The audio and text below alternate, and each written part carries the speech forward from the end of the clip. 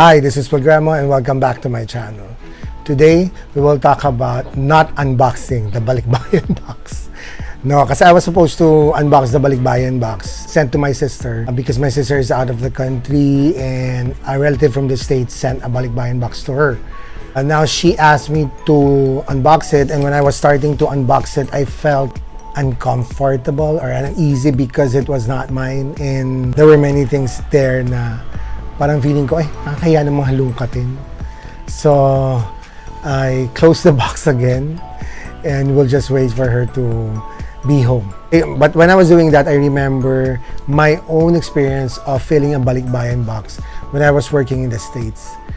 At kami doon na nagtatrabaho sa Amerika, palagi kaming may Balik Bayan box sa bahay namin. And then, we will slowly fill it up with things that we want to send home because we feel like we want to share the blessings. We want to share a piece of America back home. So, pag sweldo na, magkakayayaan niya pumunta sa outlet stores or sa mall, and pag may sale, we'll just fill it up slowly. And when it's full, we'll call the company to pick it up and then it will be sent home. Ang normal time is a month, no, before it reaches the Philippines, and when it reaches the Philippines, the company will take pictures of our families receiving the box. And this was the time when there was no Facebook yet, 2007. This is the time when we received the pictures that they were able to receive it. We will try to buy a phone card, which is about $5-10 for like a 10-minute talk or something, and then we will check if they like what we have sent.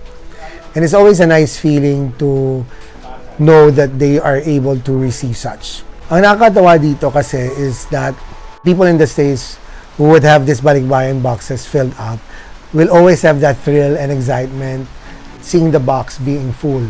Kasi nga, yung pinaghihirapan ng mga tao na nagtatrabaho sa Amerika or sa ibang bansa ay nasishare niya sa mga mahal niya sa buhay sa Pilipinas. Kaya ako saludo ako sa mga OFW, sa mga overseas Filipino workers, those who are working abroad, for their families, because the sacrifices that someone will make being away from their loved ones, kahit na sabihin mo malaki ang sweldo doon, kahit na sabihin mo maganda ang bansang yon na pinagtatrabahuan mo, nothing compares to the fact that you are with your loved ones, that you are with your family. So, minsan, through the Balik Bayan box, nagkakaroon ng mas malalim na meaning yung ginagawa ng isang OFW para sa pamilya niya. For those planning to work abroad, homesickness is the one thing that will be very, very difficult. Especially if you are so rooted at home and you are missing a lot of people, homesickness is something that will just attack you every now and then. Even though you have friends in the States or in the country that you are working in, you will always miss something back home. You will always miss the friends and the family you have left behind. And homesickness was the one thing that I had a difficulty dealing with. So I had friends already in the States. We always see each other every weekend. Sometimes we go out of town so that we can, enjoy America as a part-time tourist. And we have also created that sense of family among ourselves. But I will always feel that I miss home. I will always feel that I miss my family, my mom especially, my friends, and just the environment of being at home. Kaya sa States nga, pag stress kami sa work, naku, pupunta kami sa isang Filipino store, sa Filipino restaurant, para yung comfort food. Totoo talaga yun. yung taste buds mo, hanapin yung panlasang kinalakihan mo. And we would always go to this Filipino restaurant to eat our dinner, and we are so relieved because whenever we are eating Filipino food, we are being brought home. Pero yun, tapos may makukumpara mo na naman ako, iba to yung luto ng mami ko, iba yung lasa sa Pinas ng ganitong ulam. There was a point that naiinggit kami dun sa mga Pilipino na nagtatrabaho sa mga Filipino restaurants because parang nasa Pilipinas sila pero they are in America. They are course, earning in dollars, but they seem to be like in the Filipino environment still. Being an OFW, of course, has its perks. You are earning in dollars. What you earn abroad in a month is already an equivalent of 6 months to 1 year salary in the Philippines. So you get to have that kind of practicality in you that you feel, I can do this, I will do this because this is actually a good trade-off. And for people like me who was single at that time, that was working for me because there was not much to think about except, of course, my family. But there was not much of a responsibility in terms of like sending people in school. But I remember having friends who have their families in the Philippines, and they would try as much as possible to bring them to the States so that they can be with them. Okay, just turn on the lights kasi umuulan ngayon.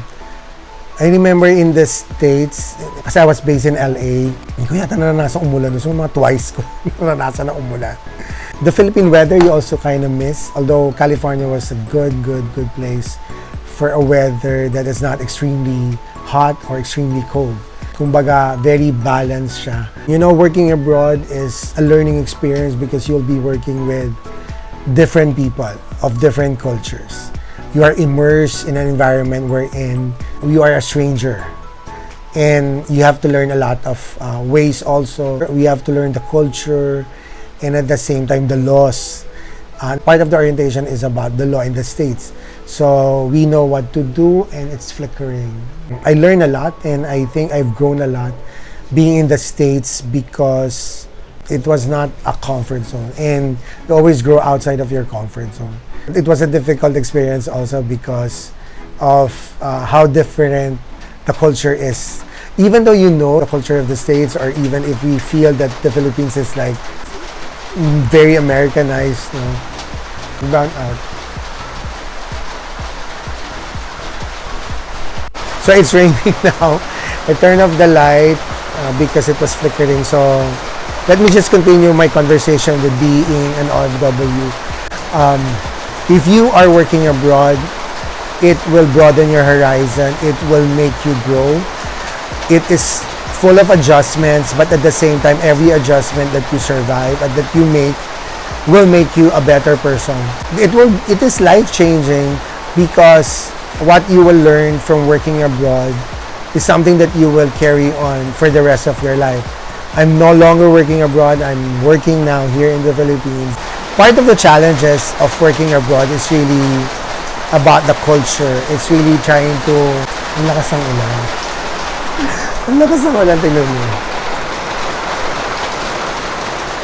Oh my, it's raining.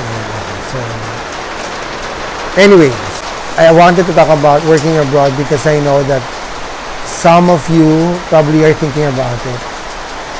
Again, the money is good. Kasi it's not all about the money. You are also after the experience. You want to live in a multicultural society. You want to be more open to other people's culture and beliefs. Knowing that it will open your mind and it will open new doors for you, for your growth. Ganun kasi minsan, di ba? We do things in order for us to be more fulfilled in our lives. So, whether you will go abroad because of personal fulfillment or you have to go abroad for your family, it will always bring something good in you. Wherever we are as Filipinos, we always want to bring our being Filipinos in the place that we are in.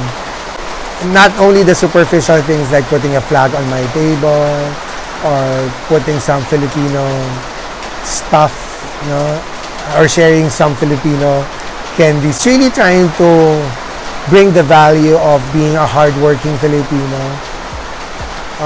na nakikipagsabayan sa ibang lahi and to prove to them how competent we are in our job. Saludo ako sa mga OFW kasi alam ko yung hirap ng homesickness, alam ko rin yung hirap na magtrabaho sa ibang bansa. Malaki ang sweldo mo pero it's not all the sweldo kasi. There are many factors that go along with that sweldo. Kaya nga minsan may lokohan kami na parang grabe yung $20 dito, ang hirap kitain. Yung may ganong concept ka na you would realize how sometimes you can be relaxed in the Philippines and enjoy a work-life balance. But when you're trying to make it abroad, it feels that sometimes you forget that balance. Pero kami noon, we try to make sure that every weekend we see each other. Mga magkakasabay kami na pumunta doon. We try to see each other, try to arrange for out-of-town trips. As I've said, to be a part-time tourist in the States. Kasi nga, syempre, America yun. We want to see a part of America other than LA. And we will try to do that also. And there's a lot of perks also in the workplace. Like, for example, things that you do not receive here as a benefit, you receive there. It seems that there are many opportunities that you can grab. Like in the States, it's so normal to have 2 jobs. But our papers kasi, we are only allowed to work for 1 job. Our visa is limited only to working in that particular profession. We cannot work in any other profession. So, pero yung mga kasamahan namin doon, they are working 2 jobs. And when we ask them, why are you working 2 jobs? And does the pay here not enough? And they will answer, no, I have to pay the bills, I have a mortgage, I have a car loan, I have a student loan to pay. And then, yung concept ng student loan niya, parang, anong student loan? What do you mean? So, for them to finish school, like in college or graduate studies, some of them really get a student loan because their parents cannot afford to send them to college. After college, they would have 2 jobs or some of them even have 3 jobs. Nakakatuwa rin naman kasi may mga opportunities ganun and sa kanila it's very normal. Parang sa atin sa Pilipinas, di ba parang, okay, we have some sidelines, pero more often than not, we only have 1 work and we are already tired after that 1 work, so we don't want to work anymore after office hours. Yung bang get to enjoy the work-life balance. But I also appreciate the fact that they are able to hustle and earn extra income and it's quite normal for them. I also admire OFWs because I know that they are doing this not for themselves but for their families. So even if it's so hard and difficult already working abroad and being far from their loved ones, they will still persevere in doing it because that's part of the game. It's just part of the sacrifice. Okay, I am so fortunate that my parents did not have to go abroad and I get to spend time with them. And sometimes I feel that for children of OFWs because what they feel is that they are not able to grow with their parents who are working abroad. Of course, their parents will always make it up with phone calls. And now, of course, there's tons of application wherein they can see each other. That can compensate for the physical absence. But then again, we know for a fact that for parents and for children, they want to have that physical presence also, more than anything else. But because of their situation, they get to adapt to that lifestyle and understand the sacrifices that they are making for the sake of their family, for the sake of trying to have comfortable life. Do I still want to work abroad? Well, it will still excite me if ever I will, but that's not one of the goals that I am aiming at. My goal is to just live a happy life in the Philippines and go to other countries as much as possible if everything is normalized already. Probably try to spend a month or 2 in another country. That will be great also. If it entails working part-time, why not? But that's not part of the end goal. But it still excites me to see other places. It also still gets my admiration whenever I see OFWs or people working abroad for their loved ones, because I know that we as Filipinos will always shine wherever we are. So discover something nice sa Pinas, something nice sa buhay. Like and subscribe to my channel and click the notification bell. God bless you.